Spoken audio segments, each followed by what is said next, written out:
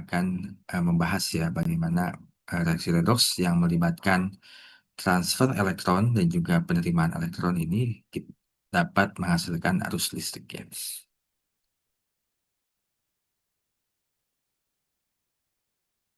Nah, jadi terkait dengan elektrokimia merupakan studi sebetulnya yang berkaitan dengan bagaimana eh, kita bisa menghasilkan energi listrik dari suatu reaksi kimia, di mana reaksi kimia yang dimaksud di sini adalah reaksi redoks ya, oksidasi reduksi.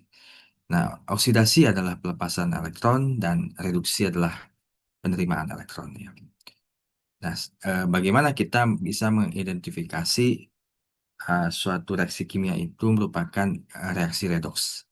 Nah, kita bisa mengidentifikasinya dengan mengevaluasi ya atau mengidentifikasi apakah ada perubahan bilangan oksidasi atau biloks, di mana oksidasi ditandai dengan kenaikan bilangan oksidasi, sedangkan reduksi ditandai dengan penurunan bilangan oksidasi. Nah, misalkan di sini ada reaksi kimia ya, kalsium dengan air dimasukkan kalsium hidroksida dan juga gas hidrogen. Dan di sini kita bisa mengetahui apakah reaksi ini adalah reaksi redoks dengan mengecek apakah ada oksidasi dan reduksi yang ada eh, di reaksi kimia ini ya. Nah, di sini kita bisa mengecek satu persatu ya spesies yang terlibat, apakah itu muatan, ion, senyawa, ya, molekul. Ini kita bisa ngecek satu-satu ya. Di sini misalkan ada kalsium ya dalam bentuk padatan untuk biloks senyawa netral yaitu nol. Lalu kita bandingkan dengan di sebelah kanannya ya. Di mana di sini kita bisa lihat kalsium ada di senyawa kalsium hidroksida. Di sini kita bisa menghitung bilangan oksidasi dari oksigen, hidrogen, ya, dan juga kalsium. Ya. Di mana oksigen biasanya itu bilangan oksidasinya adalah -2, itu ya. Hidrogen itu +1, maka kita bisa memperkirakan bahwa Ca ini adalah +2 ya. Kurang lebih seperti itu ya. Jadi di sini kita bisa melihat ada perubahan bilangan oksidasi yang tadinya 0 berubah menjadi 2 ya. Ataupun misalkan di hidrogen ya dalam H2O. Dan di sini awalnya itu +1, di sebelah kanan itu menjadi 0. Jadi dia mengalami penurunan bilangan oksidasi atau di sini reduksi ya. Mungkin saya agak lupa ya, apakah saya sudah pernah memberikan terkait dengan bilangan oksidasi ya, aturan-aturannya gitu ya. Kalau misalkan belum ada, mungkin nanti saya akan apa namanya memberikan ringkasan mungkin ya. Intinya untuk senyawa netral itu bilangan oksidasi itu harus nol gitu ya. Ada aturan-aturan yang harus apa namanya digunakan ya. Mungkin ada yang ini ada apa namanya ada yang masih ingat gak bagaimana kalian menentukan bilangan oksidasi ya? Saya agak lupa nih, saya sudah pernah memberikan itu belum ya di pertemuan sebelumnya. Intinya eh, sepertinya sih sudah ya di awal-awal tuh. Cuma karena sudah agak lama tapi eh, ya mungkin perlu di-review ya. Oke, mungkin saya sambil cek ya apakah kalian sudah. Kalau misalkan belum, mungkin saya akan sedikit ya mengingatkan kembali ya mengenai aturan bilangan oksidasi ya. Jadi sebagaimana tadi saya sampaikan, kalau senyawanya netral itu nol ya, atau unsur murni itu nol ya, bilangan oksidasinya. Lalu eh, kalau misalkan dia spesiesnya itu muatan, bisa misalkan kation atau anion ya, berarti bilangan oksidasinya itu sama dengan jumlah muatannya. Misalkan di sini nggak ada muatan ya. Misalkan ada misalkan ion ya, ion natrium, maka ini bilangan oksidasinya adalah positif satu gitu ya. Lalu ketika kita berbicara penentuan bilangan oksidasi, jangan lupa ini juga terkait dengan elektronegativitas ya, di mana fluorin ya ini biasanya bernilai minus satu karena dia unsur yang paling elektronegatif. Ya. Jadi kalau misalkan ada senyawa yang mengandung fluorin ya, maka untuk fluorin itu minus satu. Ya. Lalu eh, tergantung dari golongannya ya, golongan satu, golongan dua, nah itu biasanya golongan satu itu positif satu ya, kayak litium, natrium ya. Golongan dua itu misalkan magnesium yaitu positif dua. Jadi tergantung dari golongan. Lalu hidrogen ya, hidrogen ini biasanya positif satu ya, biasanya ya. Tapi kalau dia apa namanya eh, membentuk suatu senyawa dengan logam, dia bisa minus satu ya. Jadi bisa positif satu atau minus satu. Minus satu kalau dia berikatan dengan logam ya. Kalau oksigen tadi sebagaimana saya sampaikan itu mayoritas minus dua ya. Kecuali pada beberapa senyawa ya, misalkan peroksida gitu ya, dia minus satu. Atau dia berikatan dengan fluorin ya. Nah, fluorin ini eh, lebih elektronegatif, maka oksigennya yang mengalah gitu ya. Jadi untuk senyawa oksigen dan fluorin ya itu menyesuaikan dengan eh, bilangan oksidasi dari fluorin yang minus satu ya. Lalu ada golongan halogen ya 7 ya, golongan 7 ya, klorin, bromin ya gitu ya, iodin untuk golongan 7 itu biasanya minus satu ya. Jadi memang ada beberapa aturan ya yang apa namanya yang perlu kalian hafalkan karena ini sangat penting dalam reaksi redoks ya, karena kita ingin menyetarakan nantinya reaksi redoks ya.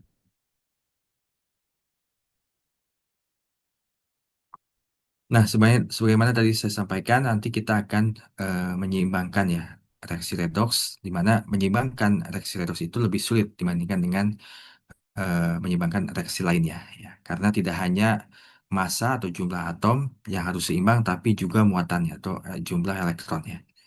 Nah, di sini kita bisa menggunakan metode yang dinamakan metode setengah, ya, metode setengah reaksi, di mana kita memecah persamaan total itu menjadi dua reaksi setengah. Ya, satu untuk oksidasi, satu untuk reduksi. Baru setelah itu kita menyeimbangkan reaksi setengah itu secara terpisah dan menjumlahkannya. Nah, berikut ini adalah metodenya ya. Metode untuk penyetaraan reaksi redoks. Ini sangat penting ya karena sebagaimana kita bahas di pertemuan sebelumnya eh, secara stoikiometri ya, ya ini juga sangat apa, bermanfaat dan sangat penting ya karena itu juga menentukan jumlah zat, jumlah elektron yang bisa dihasilkan ya atau jumlah eh, produk yang dihasilkan atau jumlah reaktan yang dibutuhkan, kita perlu menggunakan reaksi kimia yang setara, itu masuk juga reaksi redoks. Nah, untuk reaksi redoks ini memang lebih sulit ya, di mana eh, kita menggunakan metode setengah reaksi untuk kondisi tertentu ya. Jadi ada eh, kasus di mana reaksi redoks itu berlangsung pada suasana asam ya. Ada juga reaksi redoks yang berlangsung pada suasana basa. Jadi yang pertama kalian harus tentukan dulu nantinya apakah reaksi redoks ini berlangsungnya di asam atau di basa ya. Nah untuk asam eh, kalian bisa menggunakan metode yang ada di slide ini ya. Intinya misalkan di sini ada contoh yang sebelah kiri di mana aluminium dan juga ion eh, kuprum ya itu menghasilkan aluminium 3 plus dan juga eh, Cu dalam bentuk padatan ya.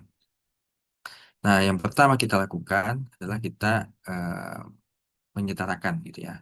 Apa mengassign ya, mengassign bilangan oksidasi untuk semua atomnya ya, dan mengidentifikasi mana yang mengalami oksidasi, mana yang mengalami reduksi ya. Jadi kita identifikasi ya berdasarkan bilangan oksidasi tadi ya. Apa bilangan oksidasi pada masing-masing spesies yang ada di reaksi kimia ini ya. Lalu kita tentukan ya mana yang mengalami oksidasi, yaitu merubah atau meningkatkan bilangan oksidasi, atau reduksi ya, di mana terjadi penurunan ya bilangan oksidasi ya. Sini kita tentukan dulu ya. Lalu setelah itu kita pecah ya menjadi dua setengah reaksi ya. Yang satu itu reduksi, yang satu itu adalah oksidasi, yang satu lagi adalah reduksi. Di sini kita pecahkan ya masing-masingnya. Nah, setelah itu baru kita melakukan penyetaraan pada setiap reaksi setengah tadi, dan kita harus memperhatikan masanya ya, di mana yang pertama kita lakukan itu adalah menyeimbangkan semua elemen selain yang mengandung hidrogen dan oksigen. Nah, eh, setelah itu kalau misalkan tidak ada atau sudah semua setara, seimbangkan oksigen dengan menambahkan H2O ya. Nah, setelah seimbang atau setara, maka kita menyeimbangkan hidrogen dengan menambahkan ion H, hidrogen ya, H plus. Ya. Nah, di sini kebetulan sama ya, apa namanya, sudah setara ya. Tapi mungkin kita masuk ke contoh yang sebelah kanan ya. Nah, di sini Fe2 plus itu menjadi Fe3 plus, oksidasi ya, lalu reduksi mangan O4 minus menjadi Mn2 plus. Ya. Nah, di sini kita seimbangkan semua elemen yang bukan hidrogen dan oksigen. Nah, di sini Fe ya, Fe mangan itu bukan oksigen dan hidrogen, maka ini kita harus setarakan dulu ya. Di sini sama ya, sudah setara, maka kita berlanjut ke hidrogen ya. Lalu di sini apa namanya, ini reaksinya sebetulnya ini ya, apa namanya, eh, tidak apa namanya, tidak lengkap ya, tapi sebetulnya sudah cukup ya. Nah, di sini kita bisa lihat hidrogen tidak ada di sini. Di sini ada oksigen. Nah, di sini kalau misalkan mau menyeimbangkan oksigen, kita menambahkan H2O ya. Di sini. Nah, di sini kita bisa lihat oksigen jumlahnya ada 4, maka kita perlu mengalihkan H2O, H2O dengan 4 karena kita ingin menyetarakan jumlah oksigen. Nah, setelah itu karena kita menambahkan H2O, maka ada atom hidrogen ya. Sehingga kita perlu menambahkan H plus ya untuk menyeimbangkan atom hidrogen. Di sini di sebelah kanan ada 4 dikali 2 ya. Atom hidrogen, 8 atom hidrogen, sehingga kita perlu menambahkan 8 ya ion hidrogen. Nah, setelah itu seimbangkan setiap setengah reaksi tadi, eh, memperhatikan muatannya ya, atau elektronnya ya. Jadi kalau di sini adalah masanya, masa atomnya itu sudah sama. Setelah seimbang semua, baru kita seimbangkan muatannya. Kita ambil contoh yang sebelah kanan. Di sini ada Fe2 plus dan Fe3 plus ya. Di sini muatannya dua, di sebelah kiri 2 plus, di sebelah kanan 3 plus ya. Sehingga kita perlu menambahkan satu elektron ya untuk menyeimbangkan. Ini apa, reaksi setengah sel ya yang mengalami oksidasi. Lalu kita perlu juga menyetarakan reaksi setengah sel yang berkaitan dengan reduksi ya. Nah, di sini eh, 8H plus ya ditambah MnO4 minus itu menjadi Mn2 plus dan 4H2O ya. Nah, di sini kita bisa lihat jumlah muatan ya. 8 positif di sini dan negatif ya. 7 ya jadinya. Lalu di sebelah kanan itu 2 plus dan sini netral. Maka di sebelah kiri itu 7 plus, di sebelah kanan 2 plus, maka kita harus menambahkan 5 elektron untuk menyeimbangkan jumlah muatannya.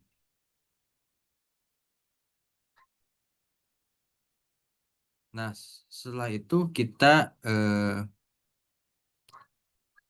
menyetarakan jumlah elektron pada kedua setengah reaksi tadi ya.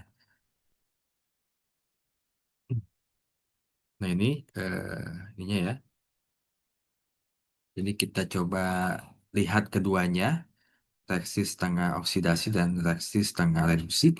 Ini jumlah elektronnya harus sama ya. Kalau misalkan yang oksidasi ya, itu jumlah elektronnya awalnya cuma satu. Sedangkan yang reduksi ada 5. Maka kita perlu menyeimbangkan jumlah elektronnya, yaitu dengan mengalihkan eh, pada reaksi setengah sel yang oksidasi itu kita kalikan dengan 5 ya, untuk membuat jumlah jumlah elektronnya itu sama ya dengan jumlah elektron yang ada pada reaksi setengah sel yang satu lagi. Nah, setelah itu kita kalikan semua ya dengan 5 ya. Sehingga kita dapatkan 5 Fe2 plus menjadi 5 Fe3 plus ditambah 5 elektron. Nah, setelah itu kita jumlahkan ya kedua reaksi setengah tadi ya. Di sini 5 Fe2 plus, 5 Fe3 plus ditambah 5 ya kita coret ya. Karena ini sama ya jumlah elektronnya baru kita jumlahkan semuanya ya. Sehingga di sini kita dapatkan 5 Fe2 plus ditambah 8H plus ditambah MnO4 minus itu menjadi 5 Fe3 plus ditambah Mn2 plus ditambah 4H2.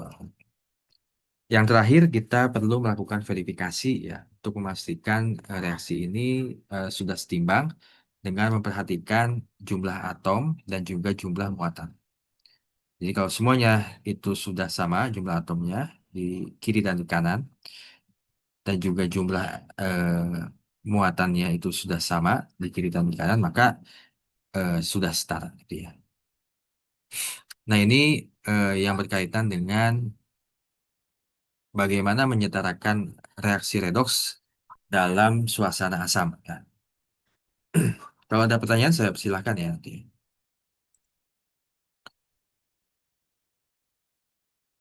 Nah lanjut kita sekarang suasananya basah ya. Nah misalkan di sini ada contoh soalnya. Di sini ion iodin ya dengan mangan O4 ya ion mangan O4 dia menjadi iodin dalam larutan dan juga mangan oksida ya dalam padatan ya. Nah ini eh, terjadi pada suasana asam, suasana basah. Jadi nanti diinfokan ya apakah ini reaksi kimianya itu ada pada suasana asam atau suasana basah. Atau bisa juga kita bisa melihat ya apakah pH-nya itu asam atau basah itu bisa kita analisis ya. Nah, sama juga dengan apa namanya dengan eh, sebelumnya ya. Yang pertama kita lakukan adalah menentukan bilangan oksidasi ya. Jadi baik yang di kiri dan kanan itu harus kita tentukan dulu mana yang mengalami oksidasi dan reduksi. Nah, setelah itu kita eh, pisahkan menjadi setengah reaksi ya, yang mana yang oksidasi, yang mana yang reduksi. Nah, setelah itu kita seimbangkan setengah eh, reaksi tadi dengan memperhatikan masanya, ya, jumlah atomnya ya. Dengan aturan sebagai berikut ya. Yang pertama, kita harus seimbangkan semua elemen atau semua unsur selain hidrogen dan oksigen terlebih dahulu ya. Kalau itu sudah setara, baru kita lanjut menyetarakan oksigen. Bagaimana menyetarakan oksigen? Kita menambahkan H2O ya. Sini ya contohnya. Eh, I, I minus ya menuju menjadi I2 ya. Di sini mau apa nama jumlah atomnya berbeda, maka kita harus mengalihkan dua dulu ya. Sedangkan yang setengah reaksi reduksi sudah sama ya jumlah atomnya. Yang selain hidrogen dan oksigen. Nah, setelah itu kita setarakan yang jumlah oksigen ya. Di sini ada MnO4 dan juga MnO2 ya. Lalu kita menyetarakannya dengan menambahkan H2O. Jadi di sini ada 4 oksigen, di sini ada 2 oksigen, maka kita perlu menambahkan 2 H2O karena kita membutuhkan 2 oksigen tambahan. Nah, setelah itu kita setarakan hidrogen dengan menambahkan ion hidrogen ya, yaitu dengan menambahkan ion hidrogen ya sesuai dengan ininya ya. Karena kita sudah menambahkan 2H2O, maka ada tambahan 4 atom hidrogen ya. Sehingga di sebelah kiri harus kita tambahkan 4 juga ya. Nah, di sini karena ini dalam suasana basa, maka kita harus menetralisir ion hidrogennya dengan menambahkan OH- ya. Jadi kita menambahkan untuk menetralisir dan kita perlu menambahkan yang sama ya dengan apa namanya sehingga dia semua sama ya. Nah, di sini eh, 4 hidrogen, ya di sini kita perlu tambahkan 4 OH- ya. Sehingga kalau dia netral, maka dia akan membentuk suatu s- muatan ya, molekul netral ya. H2O di sini ya, 4 H2O ya. Nah, maka di sebelah kanan pun harus disetarakan juga ya, dengan 4 OH-. Lalu setelah itu kita setarakan setengah reaksi sel tadi dengan memperhatikan jumlah muatannya ya. Dan di sini baru kita cek I- ya, sedangkan di sini adalah netral ya, maka ini muatannya eh, 1 elektron dikalikan 2 ya, maka kita membutuhkan 2 elektron di sebelah kanan. Lalu di sebelah reaksi setengah sel yang oksidasi ya, di sini 0 netral, di sini ada -1 ya. Tapi di sebelah kanan tuh ada -1 dikalikan 4, maka kita perlu menyeimbangkan dengan menambahkan 3 elektron tambahan di sebelah kiri. Nah, setelah itu kita pastikan bahwa jumlah elektron pada kedua reaksi setengah ini sama ya. Di sini ada 2 elektron, di sini 3 elektron, maka kita kalikan apa namanya 3 ya untuk yang di atasnya reaksi setengah oksidasi dikalikan 2 untuk reaksi setengah reduksi. Nah, setelah itu baru kita tambahkan semua reaksi setengah tadi. Nah, inilah hasil akhirnya ya yang sudah setara dan kita pastikan bahwa jumlah atom baik itu reaktan dan produk itu harus sama dan juga jumlah muatannya juga harus sama ya. Nah, itu adalah metode penyetaraan reaksi redoks ya yang eh, dapat kalian lakukan dan perlu kalian garis bawahi. Di sini ada 2 kondisi ya, suasana asam dan suasana basa ya. Slide ini kok nggak muncul.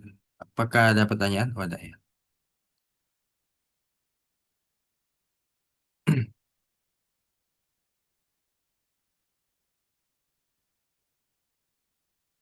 Oke, ya. Jadi kita masuk membahas salah satu perangkat elektrokimia yang paling awal ya ditemukan ya, di mana ini adalah sel Volta atau sel Galvani ya, di mana ini adalah sel atau perangkat elektrokimia ya yang sebagaimana tadi saya sampaikan dia menggunakan reaksi redoks yang spontan untuk menghasilkan arus listrik ya. Nah, sebelum kita bahas sel volta, di sini kita bisa lihat ada suatu beker gelas ya yang berisi tembaga sulfat ya, larutan tembaga sulfat. Lalu ada padatan zinc ya, seng yang dicelupkan ke dalam beker gelas tadi ya.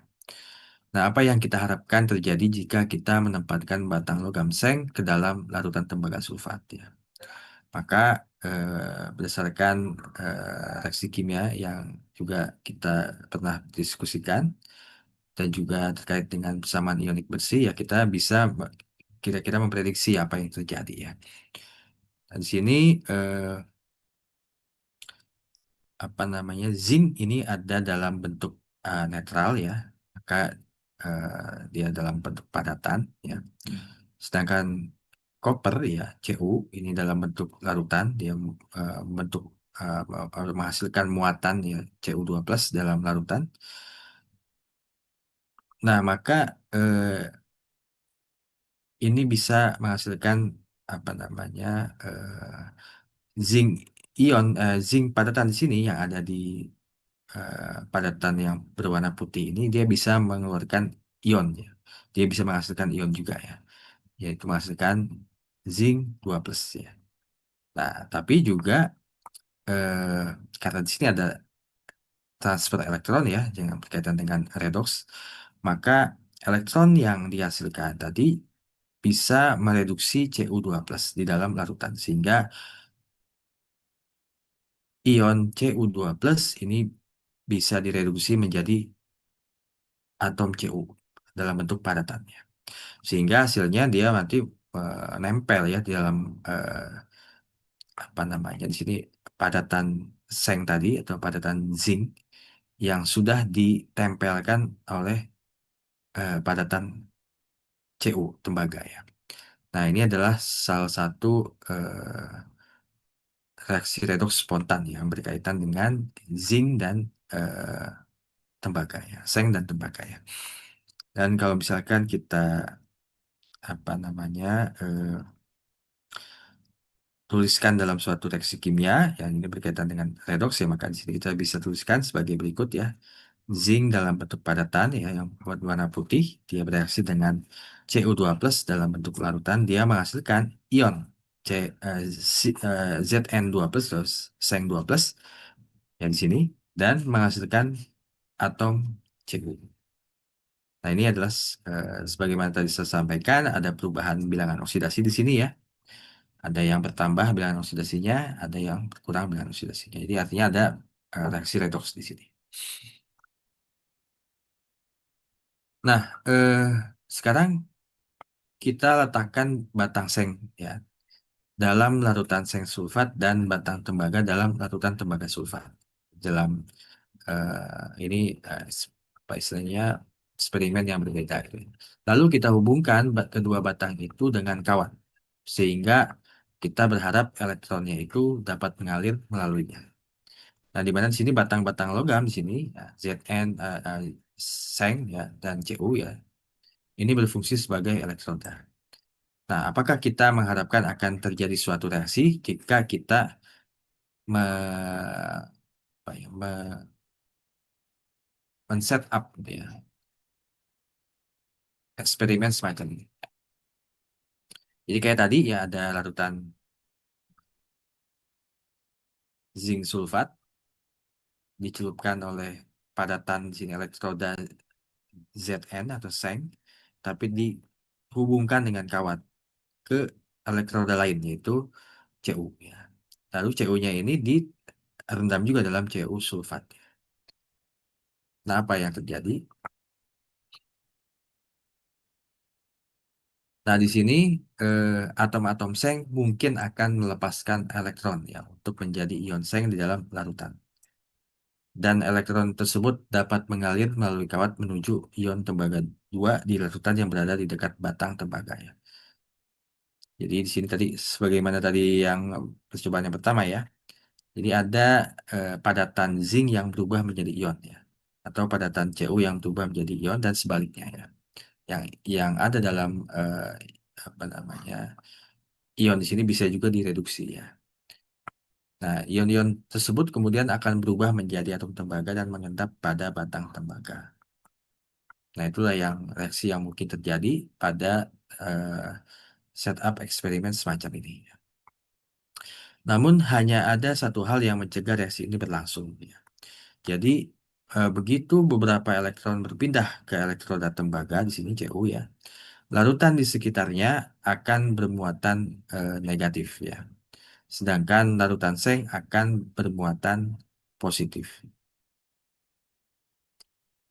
Nah, di sini eh, ada gaya tarik-menarik antar muatan yang berlawanan dan juga ada gaya tolak-menolak antar muatan yang sejenis.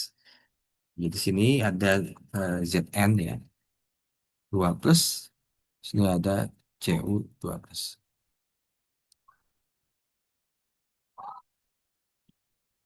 Nah, ketika si zinc ini ya ini berubah menjadi ion, dia melepas elektron ya, maka di sini kan bermuatan positif ya, muatan positif. Tapi kan apa namanya? Semakin banyak muatan positif di sini ya bisa mempengaruhi pergerakan elektronnya karena tadi ada gaya tarik-menarik antar muatan yang berlawanan dan juga ya tolak-menolak. Jadi kalau di sini ada ion zinc eh, 2 plus dan ada zinc juga 2 plus maka bisa mempengaruhinya. Sehingga elektron ini tidak akan mengalir dari lingkungan yang bermuatan positif ke yang bermuatan negatif. Jadi dia tidak mengalir karena ada muatan yang berlebihan itu ya, yang muncul akibat dari proses redoks yang spontan ini. Jadi perpindahan elektronnya tidak mungkin terjadi di awal, tapi lama-kelamaan dia tidak terjadi itu ya. Nah, tapi kalau kita menambahkan apa yang dinamakan jembatan garam, yang dia itu mengandung larutan ion-ion yang menghubungkan kedua sisi, ya, seperti ini ya, maka ion-ion seng dan ion positif dari jembatan garam dapat mengalir menuju sisi tembaga. Dan ion sulfat serta ion negatif dari jembatan garam juga dapat mengalir menuju sisi seng. Jadi di sini sebetulnya yang dilakukan pada percobaan yang ketiga ini adalah jembatan garam ini digunakan untuk menetralisir tadi ya penumpukan muatan. Penumpukan muatan akibat reaksi redoks yang terjadi. Jadi karena ada penumpukan muatan itu dapat mempengaruhi pergerakan elektron, maka dengan menambahkan atau menetralisir dengan menggunakan jembatan garam ini yang mengandung garam dalam hal ini ya kalium nitrat, maka dia bisa menetralisir muatan-muatan yang berlebihan tadinya. Kalau di sini, kalau di sebelah kiri dia menetralisir eh, muatan zinc 2 plus yang berlebihan, yaitu kita netralisir dengan ion NO3. Di sebelah kanan ini kelebihan apa namanya kelebihan negatif. Katakan dia menerima elektron, jadi dia bermuatan negatif. Nah, kelebihan eh, muatan negatif itu bisa dinetralisir dengan ion positif, kation, K+. Sehingga elektron yang ada di aparatus ini bisa berpindah ya dari eh, seng ke tembaga gitu ya.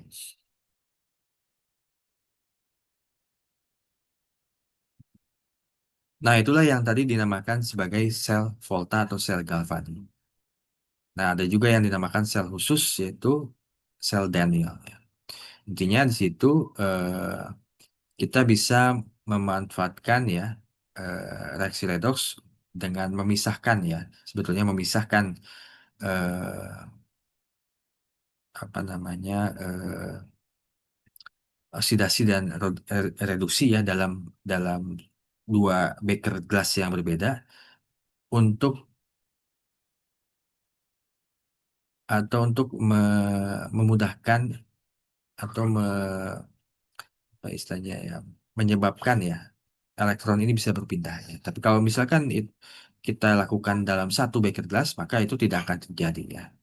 Tidak akan ada perpindahan elektron yang terjadi. Jadi secara lebih definisinya lebih kita detailkan lagi sel volta itu oksidasi dan reduksi terjadi bersamaan tapi tidak di tempat yang sama ya. Sehingga kita bisa eh, menyebabkan elektron itu bisa berpindah ya dari apa namanya dari anoda ke katoda ya dari eh, dalam hal contoh yang tadi dari seng ke tembaga ya. Lalu reaksi keseluruhan yang terjadi sama ya, seperti kita menempatkan batang seng ke dalam larutan ion tembaga yang percobaan yang pertama ya.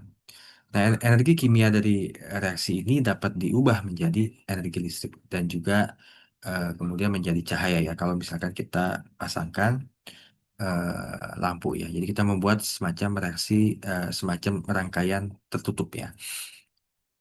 Nah, inilah prinsip kerja dari sel volta ya, yaitu suatu reaksi oksidasi reduksi yang digunakan untuk menghasilkan listrik ya. Dan kita sudah bersentuhan ya dalam kehidupan sehari-hari, kita menggunakan baterai ya, sel kering dan sel alkali. Di mana kombinasi dari dua atau lebih sel itu kita namakan sebagai baterai ya. Nah, ini kurang lebih ya sel volta ya. Ilustrasinya, diagramnya seperti ini. Jadi ada anoda, di sini adalah seng ya. Lalu ada katoda, tembaga Cu. Anoda di sini bermuatan negatif ya. Katoda bermuatan positif. Lalu dia direndam dalam larutan elektrolit ya, di sini zinc ya. Di sini Cu ya. Lalu ada juga kita pasangkan jembatan garam ya. Yang jembatan garam yang di jembatan garam ini juga dipasangi oleh semacam filter gitu ya, yang apa namanya, mengizinkan ion ini untuk eh, berpindah ya dari satu tempat ke tempat lainnya ya.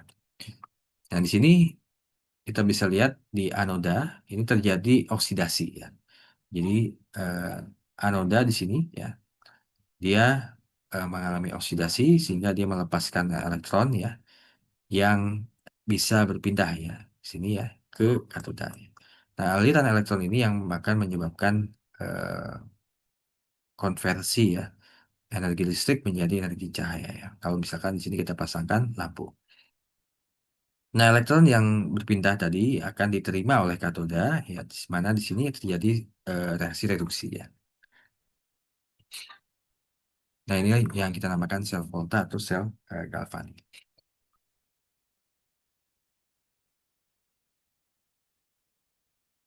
Dan di sini ada pertanyaan di mana mengapa kita menggunakan jembatan garam untuk menghubungkan dua larutan, alih-alih hanya menempatkan kedua elektroda dalam larutan yang sama, gitu ya. Nah, kalau seperti itu tidak ada lagi kebutuhan bagi elektron untuk mengalir melalui kawat karena reaksi redoks itu akan terjadi, gitu ya. Makanya kita memisahkan dengan diagram seperti ini ya.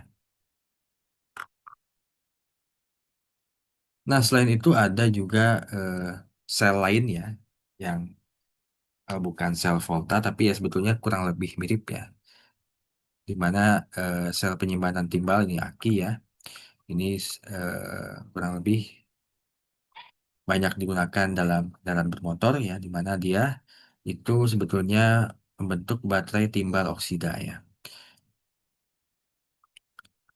Nah, pada sel penyimpanan timbal ini terdiri dari elektroda timbal yang dilapisi oleh pasta timbal sulfat PbO, PbSO4 dan elektroda lainnya yang mengandung timbal oksida PbO2 sebagai zat pengoksidasi aktif ya, yang juga dilapisi oleh timbal sulfat.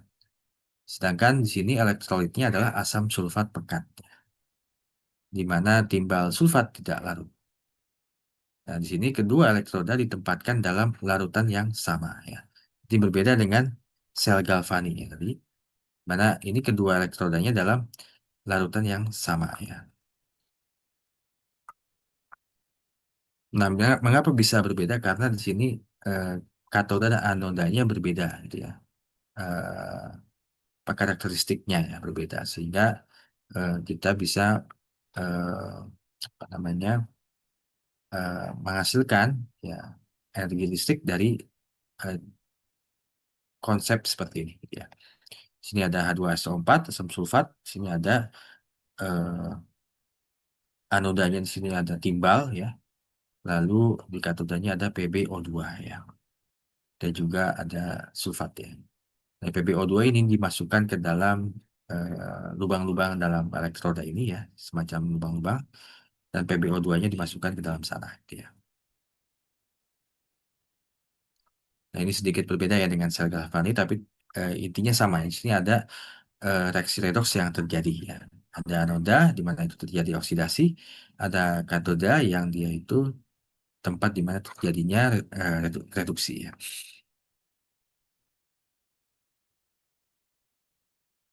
Nah, ion-ion sulfat dan eh, ion hidrogen yang di dalam persamaan tadi ya berada dalam larutan asam sulfat pekat. Jadi elektrolitnya di sini juga adalah H2SO4. Nah, seiring berjalannya reaksi pelepasan muatan atau discharging, asam sulfat dikonsumsi dan air dihasilkan, sehingga larutannya menjadi encer.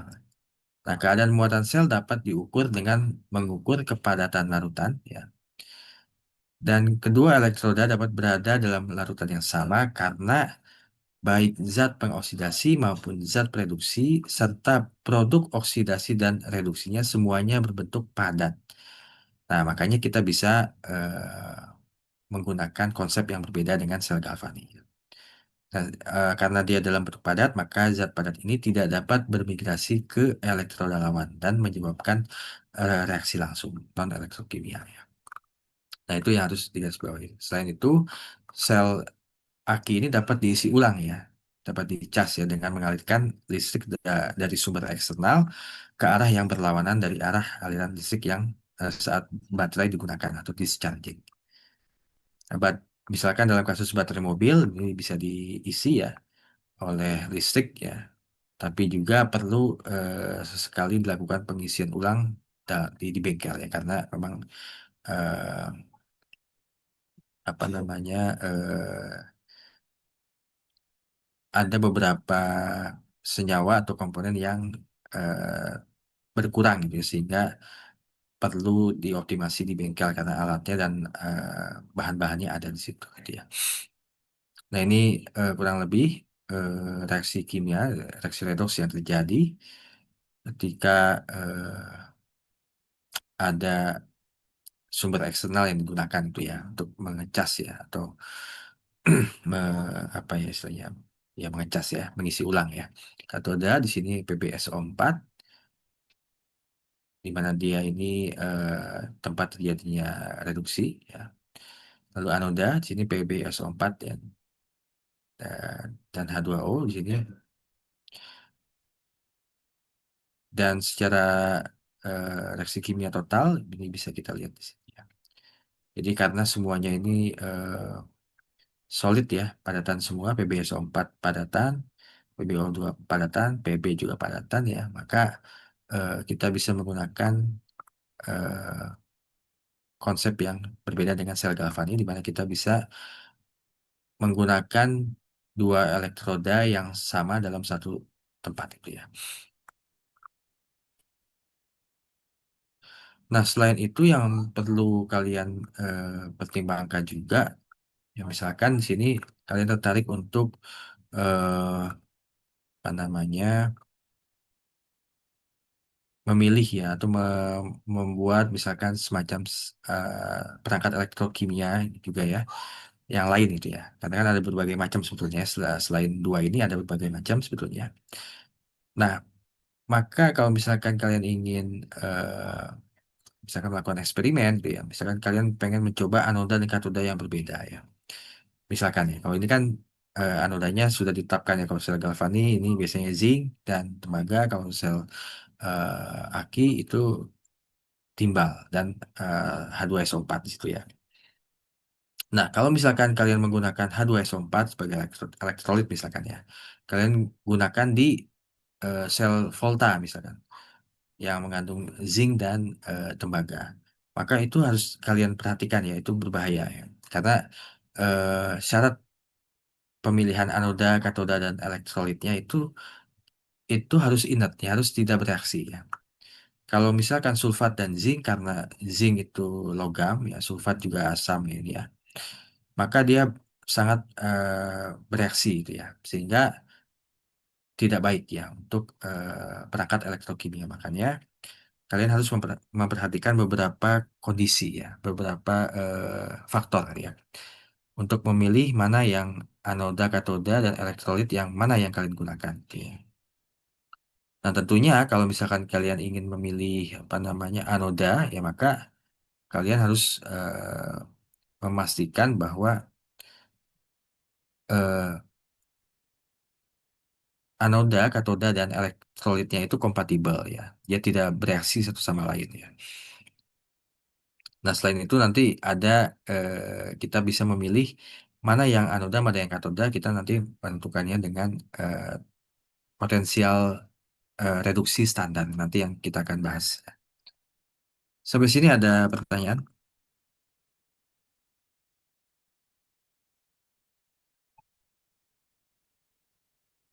Kalau tidak ada, kita lanjut ya membahas potensial sel standar atau potensial anti reduksi standar ya.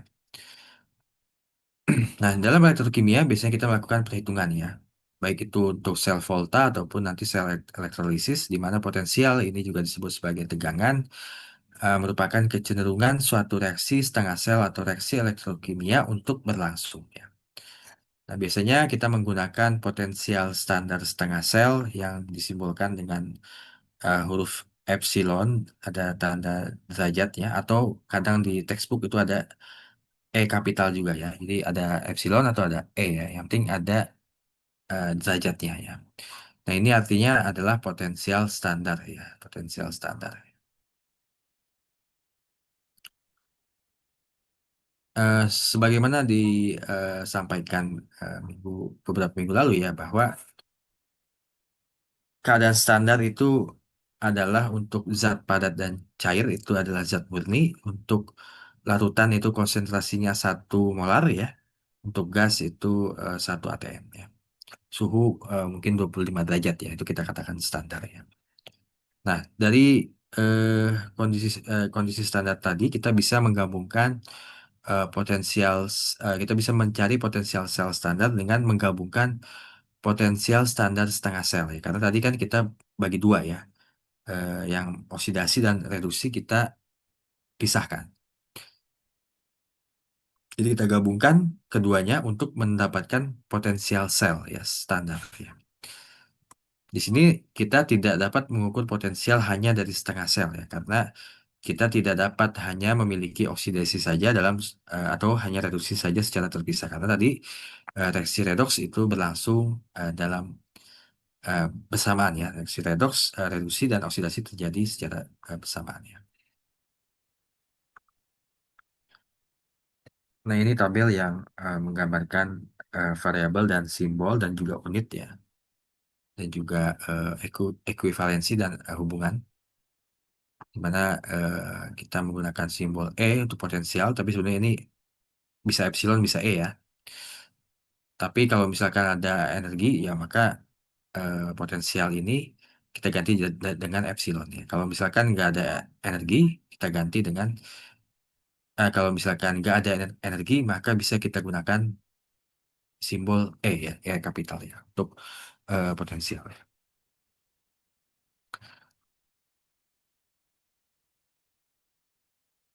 Nah, dalam mengukur potensial sel standar, eh, kita menggunakan sel standar hidrogen, ion hidrogen ya. Jadi kita menetapkan acuan ya untuk menghitung potensial setengah sel dari suatu reaksi redoks ya. Nah, di sini kita menggunakan sel standar hidrogen ya. Sel standar hidrogen ini mungkin saya agak tuliskan persamaannya kurang lebih seperti ini. 2H plus ya, 2A minus ya. Jadi H2 ya. Nah, ini potensial sel standarnya adalah 0 volt ya. Jadi ini kita gunakan apa namanya standar hidrogen ini sebagai acuan ya untuk menghitung potensial reaksi redoks yang lain gitu ya.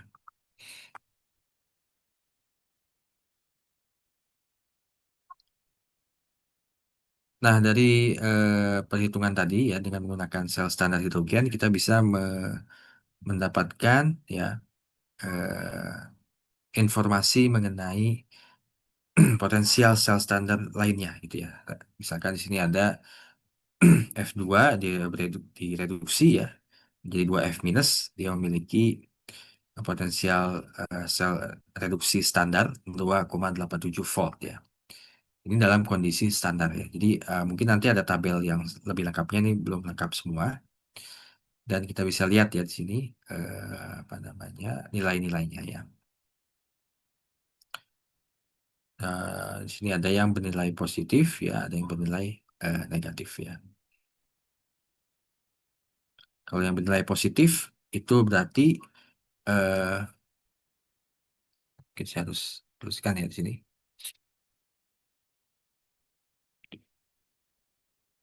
Kalau dia bernilai positif, maka dia reaksi kimia tersebut eh, mudah mengalami mudah direduksi gitu ya, mudah direduksi ya.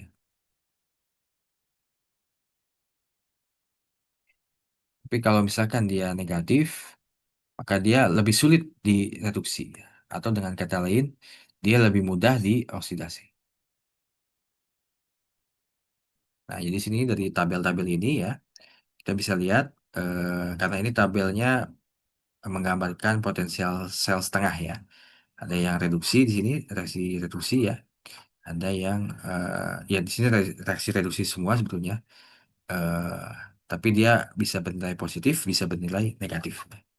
Kalau dia positif berarti dia semakin mudah direduksi. Tapi kalau misalkan dia negatif, dia semakin mudah dioksidasi atau lebih sulit direduksi ya. Nah, kaitannya dengan tadi pemilihan anoda dan katoda ya, maka untuk pemilihan anoda ya, dan juga katoda, kita bisa juga menggunakan tabel atau nilai-nilai potensial sel standar ini gitu ya. Dimana kalau misalkan epsilonnya positif ya maka dia eh, apa kita pilih sebagai katoda ya. Misalkan tadi contohnya Cu ya, Cu dan juga eh, zinc ya. Di zinc mana? Nah, ini zinc ya. Cu ya di sini Cu ya dan juga zinc ya. Di sini kita bisa lihat Cu ini bernilai positif ya. Zinc dia bernilai negatif. Maka yang positif kita tetapkan sebagai katoda ya. Cu sebagai katoda. Yang negatif kita tetapkan sebagai anoda ya. Sini dalam hal ini zinc ya. Nah, ini bagaimana kita memilih apa namanya mana yang anoda, mana yang katoda ya. Atau kita pengen memilih material lain, misalkan sini kita gunakan besi gitu ya, atau kita gunakan timbal ya, atau gunakan kobalt gitu ya. Jadi atau gunakan perak gitu ya. Jadi kita bisa memilih ya beberapa pasang anoda dan katoda ya. Tapi kita tentu saja perlu mempertimbangkan mana yang positif ya, mana yang negatif ya, potensial standarnya gitu ya.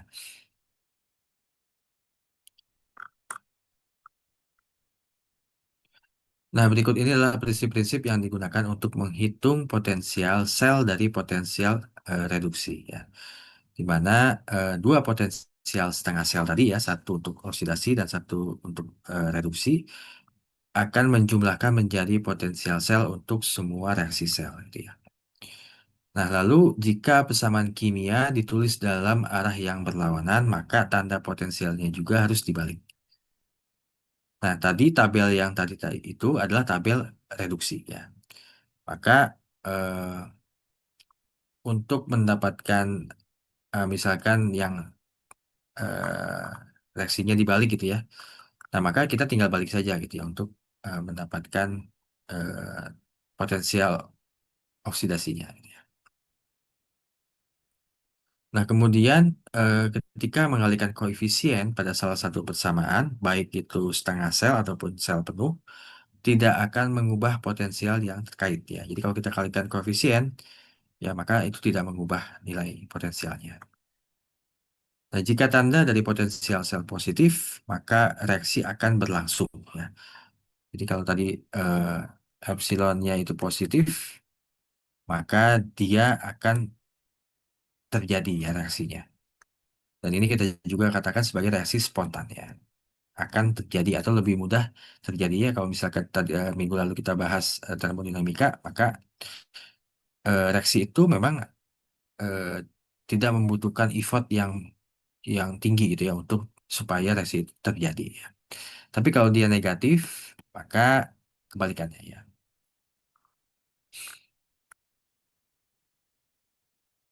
Oh, sebelum kita bahas bab selanjutnya, kita juga bisa menghitung ya apa namanya potensial sel standar ya dengan menggunakan informasi dari apa namanya potensial sel katoda dan potensial sel anoda ya. Jadi kita bisa tuliskan seperti ini.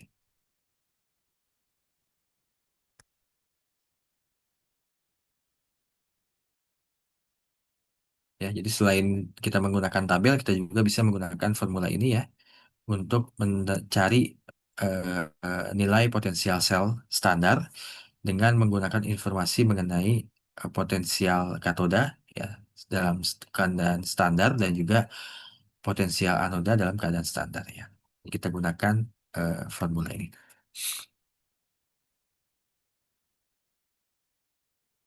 Sampai sini ada pertanyaan?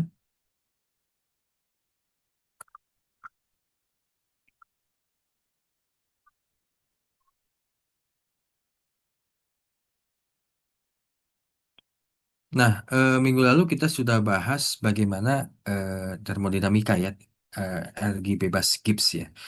Nah, di sini juga kita bisa menghubungkan ya energi bebas Gibbs dan potensial sel. Jadi dalam rumusan matematisnya delta G standar ya, energi bebas perubahan energi bebas Gibbs dalam keadaan standar itu sama dengan minus N dikalikan F dikalikan potensial sel standar ya. Di mana N ini adalah jumlah mol elektron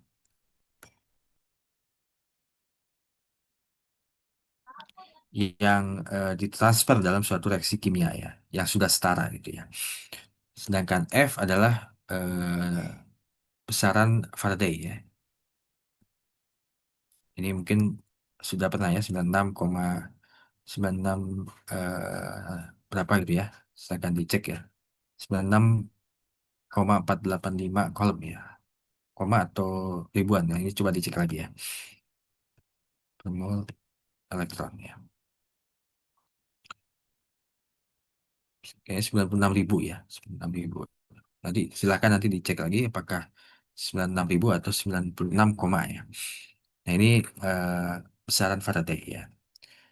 Nah sedangkan potensial sel standar itu dalam satuan volt ya atau joule per kolom ya. Nah ini kita bisa menghubungkan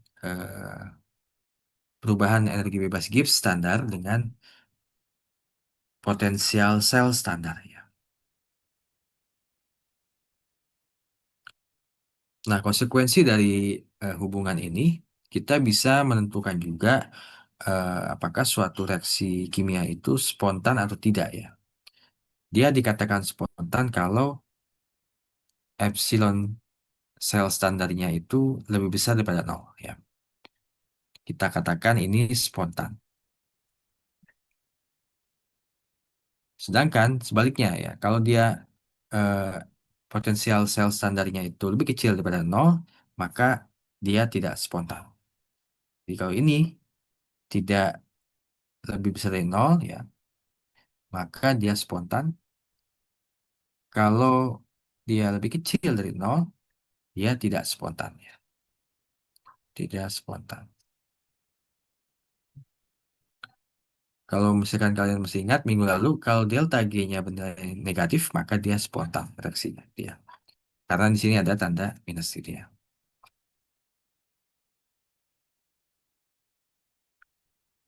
Sampai sini ada pertanyaan. Nah, selain itu kita juga bisa menghubungkan potensial sel dengan konstanta kesetimbangan ya. Ini saya pakai ini aja ya. Jadi kita bisa menghubungkan eh, perubahan energi Gibbs standar dengan konstanta kesetimbangan. Ini ya, di mana K ini adalah konstanta kesetimbangannya.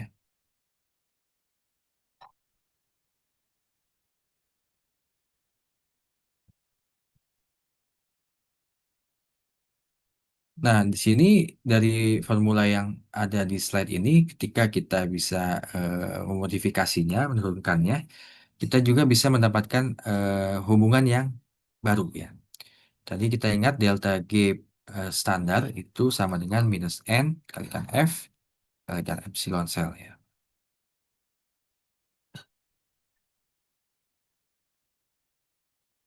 Ya, seperti ini ya. Nah, lalu kita bisa mendapatkan potensial sel standar dengan bagi ya. Ini ya. Nah, karena ini dalam keadaan standar, maka kita bisa menggabungkan ya, konstanta R ya, ini konstanta gas ya, eh, suhu ya, suhu absolut dan juga besaran Faraday ya, dan kita gabung gitu ya, kita gabung. Gitu. Nah, ini atau kita apa ya istilahnya sederhanakan gitu ya, yaitu 0,0592 volt ya. Sehingga di sini kita dapatkan suatu hubungan yang baru yaitu 0,0592 volt ln K ya bagi dengan N ya. Nah, ini adalah hubungan antara potensial sel standar dengan kesetimbangan ya. Nah, konsekuensinya apa dari hubungan-hubungan ini? Kita bisa mencari eh, potensial standar itu hanya dari tabel informasi yang tadi saya sampaikan ya. Jadi ada informasi, ada tabel yang memuat informasi mengenai apa namanya potensial katoda, potensial anoda dari berbagai macam material ya. Dan juga kita bisa apa namanya menggunakan konstanta kesetimbangan tentunya ya untuk menentukan apakah reaksi ini eh, terjadi atau tidak ya. Masih ingat ya, kalau K-nya lebih besar dari satu maka dia reaksi ini terjadi gitu ya. Tapi kalau K-nya lebih kecil dari satu maka reaksinya tidak terjadi. Jadi kita bisa menggunakan banyak cara ya untuk menentukan reaksi eh, kimia ini atau dalam hal ini reaksi redoksi ini terjadi atau tidak ya. Secara spontan atau tidak ya gitu ya. Jadi kita bisa gunakan konstanta kesetimbangan, kita bisa gunakan nilai dari potensial sel standar, kita bisa gunakan juga perubahan energi bebas Gibbs ya.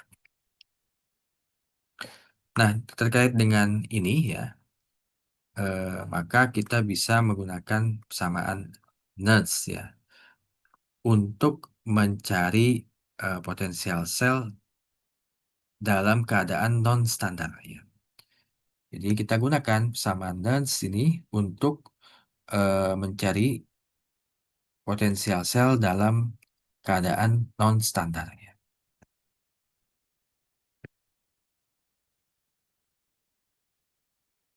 Gini ya.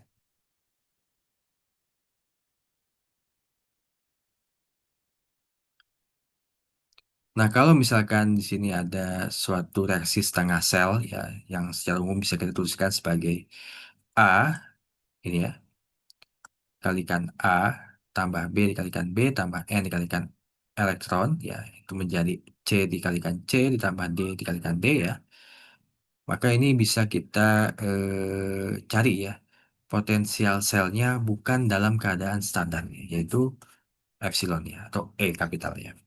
Di mana potensial sel dalam keadaan non standar bisa kita gunakan dengan formula epsilon nol ya, potensial sel dalam keadaan standar dikurangi 0,0592 log ini ya,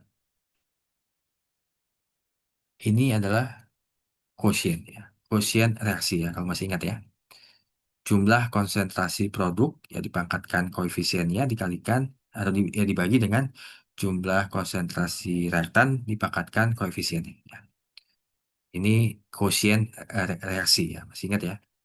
Sehingga eh, kita bisa menggunakan formula ini untuk mendapatkan eh, potensial sel dalam keadaan non standar. Jadi kita tidak perlu mencari eh, atau mengukur ya reaksi kimia itu dalam misalkan konsentrasinya 1 molar atau 0,5 molar itu bebas ya. Kita gunakan persamaan Nance ya.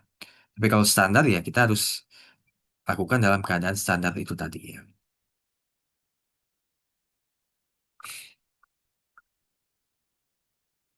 Nah ini persamaan Nance tadi ya, di mana N adalah jumlah elektron yang terlibat dalam reaksi setengah sel. Lalu di sini menggunakan apa namanya simbol-simbol angka ini huruf ya, ini yang merupakan konsentrasi ya dalam molar ya. Dan ini sebetulnya quotient reaksi ya sebetulnya. Ini bisa kita eh, tuliskan sebagai berikut juga ya. 0,0592 log Q ya. Jadi sebagaimana kita sudah diskusikan ya di pertemuan sebelumnya, eh, pangkat di sini merupakan koefisien ya pada suatu persamaan reaksi kimia yang sudah setara ya. Lalu konsentrasi zat padat dan cair yang murni itu dianggap bernilai satu secara eksak. Jadi sebagaimana kita pernah eh, atau saya jelaskan ya, maka yang kita pertimbangkan itu apa namanya hanya yang aqueous ya, aqueous ya. Zat padat dan zat cair murni itu tidak kita pertimbangkan. Kalau gas kita juga pertimbangkan ya. Jadi hanya gas dan larutan yang kita masukkan ke dalam persamaan dan sini ya, sebagaimana kita pernah diskusikan. Lalu air dalam larutan encer juga bisa kita anggap memiliki konsentrasi satu ya. Jadi kalau dalam kondisi khusus ya, ini bisa kita gunakan, kita anggap konsentrasinya satu ya.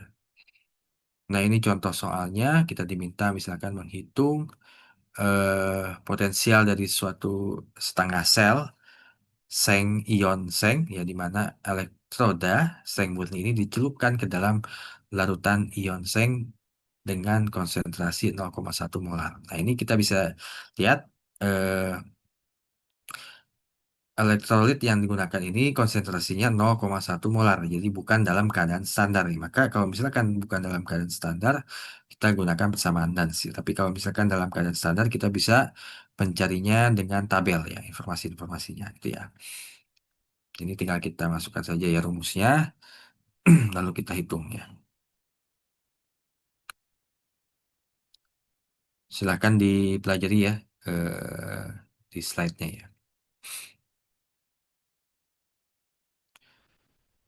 Nah, ada yang ketinggalan, saya lupa. Di sini kan ada tabel potensial sales ya. Kadang kita bisa menggunakan notasi sel ya, notasi sel ya, untuk menuliskan lebih apa ya istilahnya, menyederhanakan penulisan ya. Misalkan di sini ada perangkat elektrokimia yang menggunakan Cu dan zinc ya, maka kita bisa tuliskan notasi sel ini anoda ya, ada garis di sini. Garis ini ya, ini larutan anoda ya. Lalu ada garis dua, ya. Nah, garis dua ini jembatan garam. Tanda untuk menggambarkan jembatan garam. Lalu di sebelahnya larutan katoda, ya. Lalu garis miring lagi katoda. Sorry. Ini, ya, katoda, ya. Jadi contohnya misalkan ada eh, sel volta, ya, yang menggunakan zinc dan tembaga, ya, seng dan tembaga. Kita bisa tuliskan seperti ini, ya. Zinc dalam bentuk padatan garis gitu, ya. Muatannya, lalu garis dua. Di sini adalah katodanya, larutan katodanya. Di sini saya menggunakan CO, ya. Lalu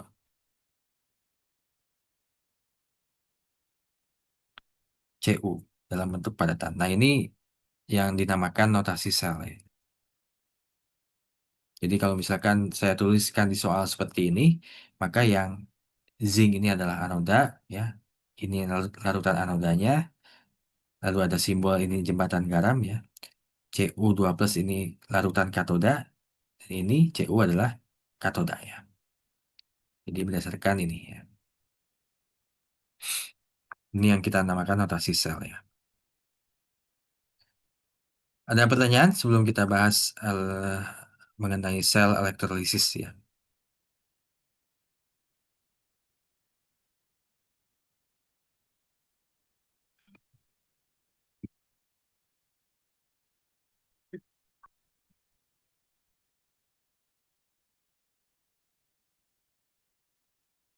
Untuk absensi bisa dilakukan di Leeds, ya. Dan juga nanti ada evaluasi dan mungkin akan saya gunakan sebagai kuis kali, ya. eh Setelah perkuliahan ini, ya. Kuisnya sebagaimana minggu lalu ada pilihan ganda dan ada soal esai. Yang kalian kerjakan sebagai kuis itu hanya pilihan gandanya saja gitu, ya. Nanti kalau misalkan masih ada waktu, ya kalian bisa gunakan, kalian bisa selesaikan yang soal esainya minggu depan. Ada pertanyaan?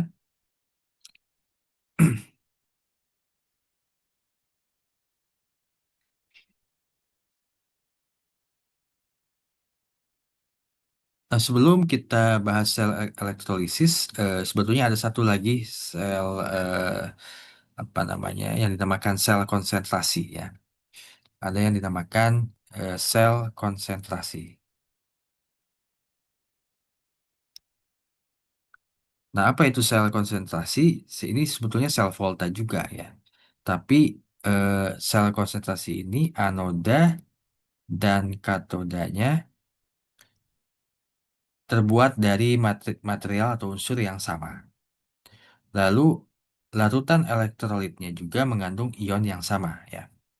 Tetapi konsentrasinya berbeda, ya. Jadi untuk sel konsentrasi ini dia logamnya sama atau materialnya sama, anoda dan katodanya, tapi dan juga larutan elektrolitnya juga ionnya sama, tapi konsentrasinya berbeda, ya. Ini anoda dan katoda, ya. Anoda katoda ini sama, sama, ya. Lalu konsentrasi ionnya itu sama, beda. Jenis ionnya sama, ya. Konsentrasi beda, ya. Nah, ini yang dimaksud dengan sel konsentrasi.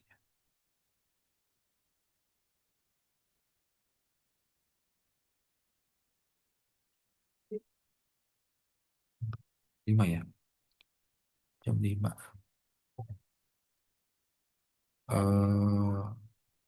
Apa namanya? Ionnya sama, konsentrasinya berbeda, ya.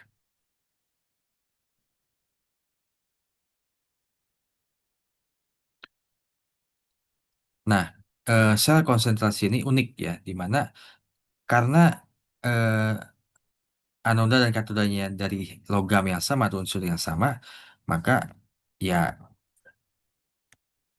potensial sel standarnya pasti bernilai nol ya.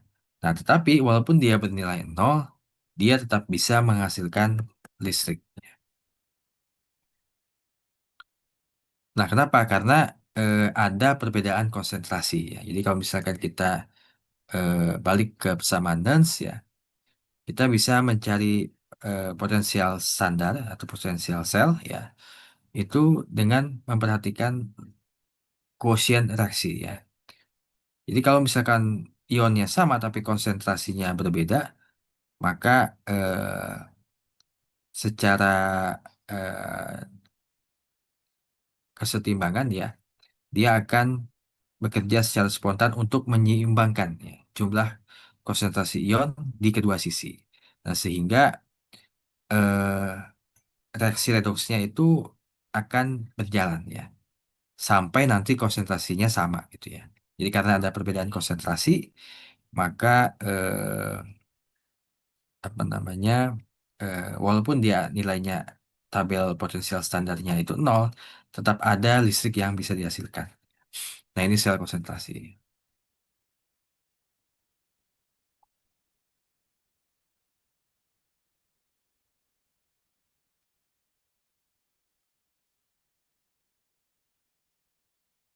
Baik, sekarang kita bahas sel elektrolisis ya.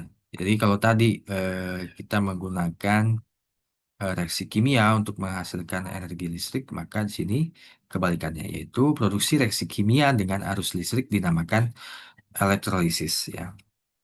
Jadi biasanya kita menggunakan logam-logam yang sangat reaktif ya dalam sel elektrolisis. Biasanya produksi aluminium itu adalah salah satu contoh aplikasi dari elektrolisis ya.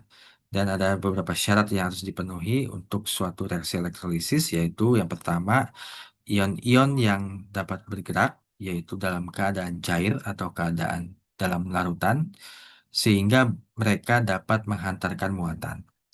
Lalu yang kedua, sumber energi eksternal ya dengan tegangan yang cukup itu harus ada ya untuk menyebabkan reaksi yang diinginkan itu terjadi ya. Dan juga kita perlu memperhatikan kondisi di mana reaksi elektrolisis ini dilakukan ya. Jika larutan digunakan, zat yang paling mudah teroksidasi akan mengalami oksidasi. Lalu juga zat yang paling mudah tereduksi akan juga mengalami reduksi lebih mudah gitu ya. Maka kita perlu menggunakan tabel dan informasi yang terkait dengan potensial ya standar tadi untuk menentukan zat mana yang dalam sistem itu akan mengalami elektrolisis. Ya, misalkan di sini larutan natrium klorida NaCl dalam air ini dielektrolisis, maka hidrogen akan dihasilkan melalui reduksi air ya, bukan natrium dari NaCl. Kenapa? Karena kita mengetahui bahwa natrium itu tidak akan dihasilkan karena natrium itu terlalu reaktif ya. Bahkan jika natrium berhasil dihasilkan, dia akan langsung bereaksi dengan air membentuk gas hidrogen dan ion natrium. Jadi kita harus melihat mana ya zat yang terlibat dalam suatu reaksi elektrolisis ini yang mudah direduksi ya ataupun yang mudah mengalami oksidasi ya. Nah, terkait dengan perhitungan elektrolisis ya biasanya menggunakan dua variabel ya, power dan energi untuk menghitung jumlah reaksi kimia yang akan terjadi akibat adanya sejumlah muatan listrik ya.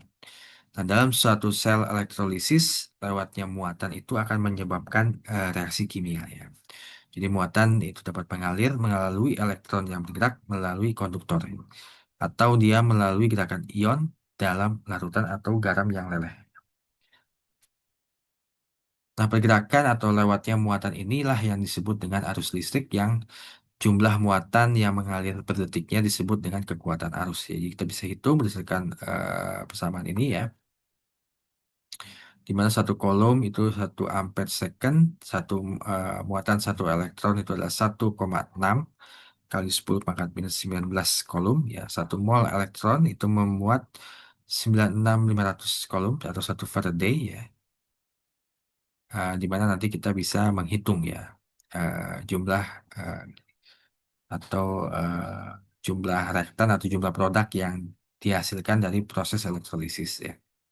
Nah, ini contoh soalnya di sini ada massa logam tembaga yang akan diendapkan oleh aliran arus listrik sebesar 10 ampere melalui larutan tembaga sulfat selama 3 jam ya. Jadi di sini adalah proses elektrolisis ya di mana kita ingin mengendapkan tembaga dari tembaga sulfat ya.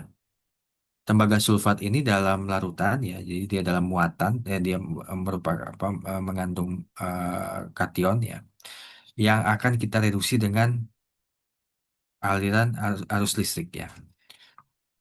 Nah, maka eh, secara stoichiometri bisa kita nyatakan dalam sebagai berikut ya, reaksi kimianya Cu2 plus tambah 2 elektron itu sama dengan Cu ya. Ya, dari set stoichiometri ini kita bisa lihat bahwa 2 mol elektron eh, akan menghasilkan 1 mol apa namanya tembaga ya Cu ya. Nah, maka dengan perhitungan stoichiometri seperti biasa kita bisa mendapatkan jumlah massa logam tembaga yang dientapkan dari aliran arus listrik sebesar 10 ampere ya. Sini tentu saja kita perlu merubah dulu ya. Merubah apa namanya satuan di sini jam ini kita rubah dulu ke second ya. Lalu kita gunakan konversi 1 mol elektron itu setara dengan 96.500 kolom. Lalu 1 mol elektron itu setara dengan 1 mol Cu setara dengan 2 mol elektron ya. Lalu kita gunakan tabel periodik ya untuk menentukan berapa 1 mol Cu ya. Eh, apa jika kita ingin menghitung massa ya, massa dari tembaga ya. Dari sini kita bisa dapatkan 35,5 gram Cu yang diendapkan selama dengan arus listrik 10 ampere selama 3 jam. Ini secara teoritis ya yang bisa dihasilkan dari proses elektrolisis ini. Lalu ada contoh soal lainnya. Ini bisa kalian pelajari juga ya di sini. Tentu saja konsepnya sama ya. Kita ingin istilahnya apa namanya mereduksi H2O ya. Sehingga kita bisa menghasilkan H2 dan OH minus ya. Ini yang kita namakan juga elektrolisis air ya. Jadi kita gunakan arus listrik untuk menghasilkan gas hidrogen ya. Tentu saja kita perlu menuliskan reaksi kimia yang sesuai dan juga kita harus pastikan reaksi kimianya setara ya. Nah, maka setelah itu kita gunakan prinsip-prinsip stoichiometri ya. Tentu saja kita jangan lupa mengkonversi satuan ke dalam satuan yang kita butuhkan ya. Ini bisa kalian pelajari sendiri ya. Nah, baik. Jadi minggu ini kita sudah membahas ya elektrokimia yang s- dapat dibagi dua ya, secara garis besar, di mana eh, reaksi kimia itu bisa menghasilkan arus listrik dan arus listrik juga akan menghasilkan perubahan atau reaksi kimia ya. Dalam hal ini reaksi redoks ya. Reaksi redoks. Baik, setelah tadi kita eh, bahas ya bagaimana elektrokimia, jenis-jenis perangkat elektrokimia yang berkaitan dengannya, prinsip reaksi reduksi dan oksidasi ya. Maka yang materi terakhir yang akan kita bahas adalah aplikasinya itu ya. Jadi walaupun ya sebetulnya sudah pastinya sudah tahu ya apa itu aplikasinya, yaitu yang pertama terkait dengan penyimpanan energi ya atau baterai ya. Mana ini baterai inilah perangkat elektrokimia yang sehari-hari kita sering gunakan ya.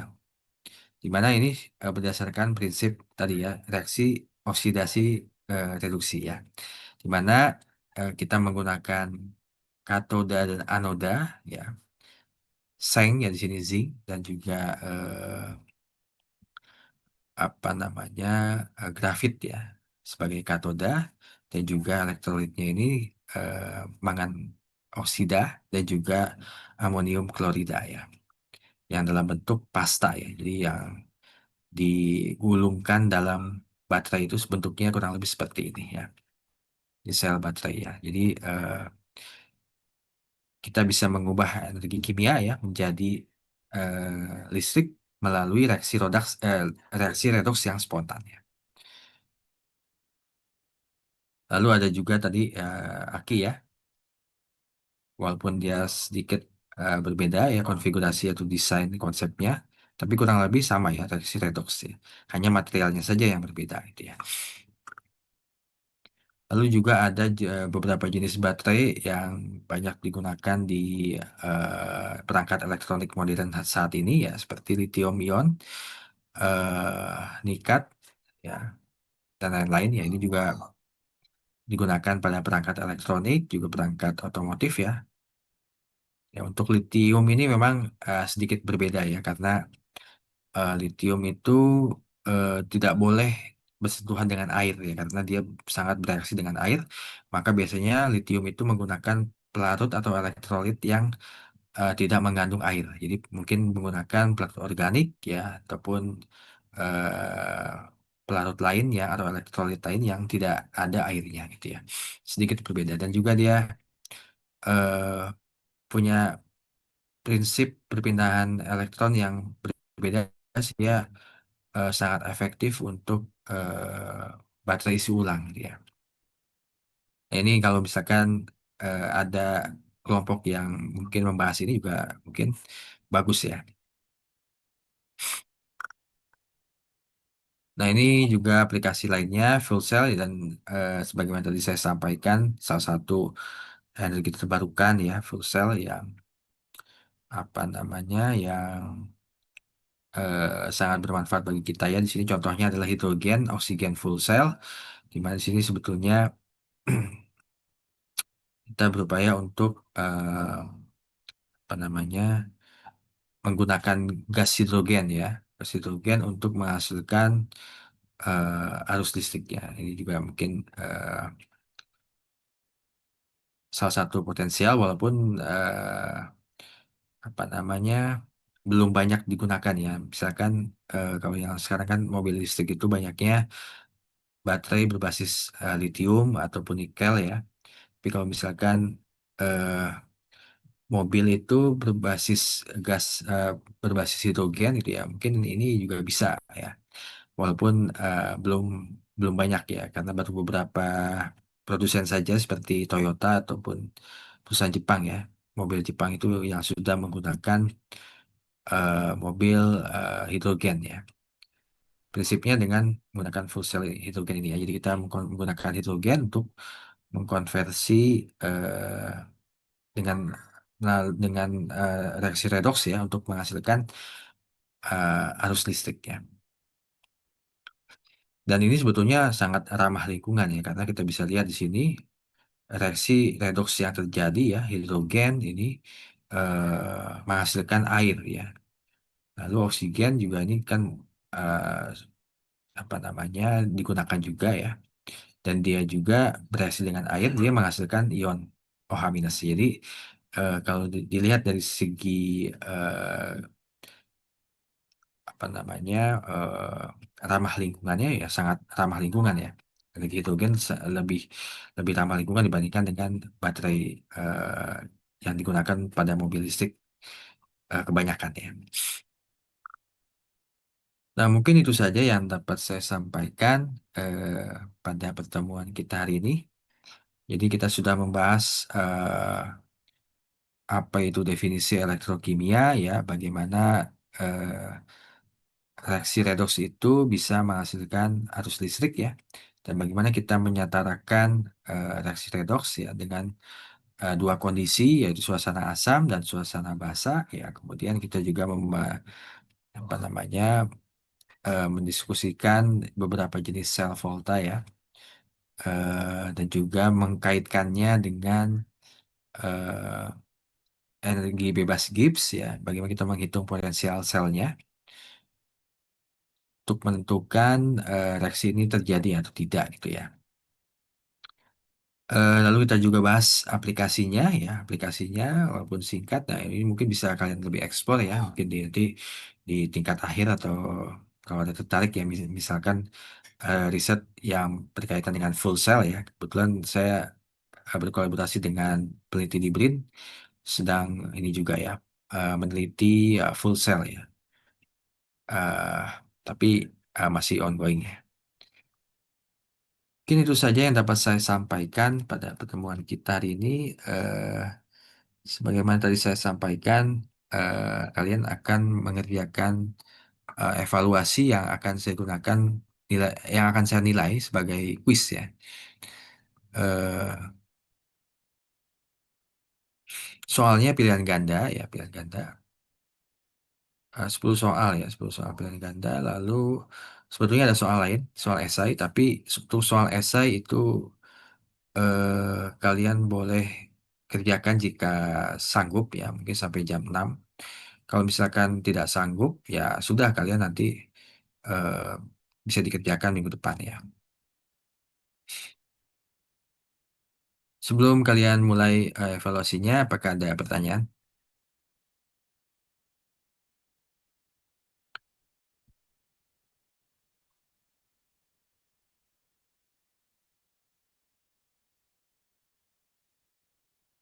Untuk absensi juga sudah bisa ya dilakukan di Leeds ya.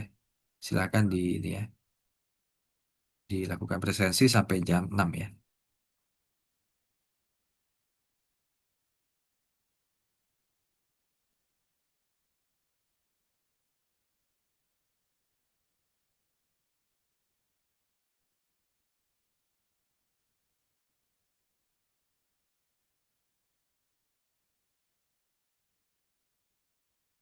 Pak, saya izin bertanya, Pak.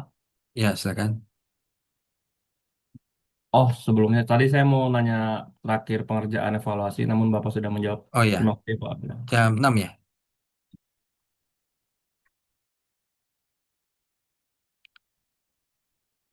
Oke, jadi kalau tidak ada pertanyaan, saya persilahkan untuk melakukan evaluasi ya, mengerjakan soal evaluasi. Soalnya pilihan ganda kalian kerjakan sampai jam 6 ya. Untuk soal esainya bisa kalian bisa kalian selesaikan juga kalau misalkan memang sanggup. Kalau tidak sanggup, nggak masalah dan kalian bisa kerjakan di lain waktu ya. Lalu jangan lupa untuk pertemuan hari minggu depan ya, Senin ya. Itu siapkan presentasinya ya dan juga draft tugas kelompoknya ya. Tapi karena saya ada apa namanya ada nguji juga ya, ada seminar proposal yang saya uji ya di hari Senin juga. Mungkin nanti saya akan infokan ya, karena saya kebagian jam 10 atau jam 1 itu uji. Jadi untuk kelas B mungkin nanti kita mulainya agak agak ini ya, agak telat ya itu ya. Untuk kelas C juga agak telat ya. Karena saya berbarengan dengan menguji mahasiswa ya. Ada pertanyaan sebelum kita tutup?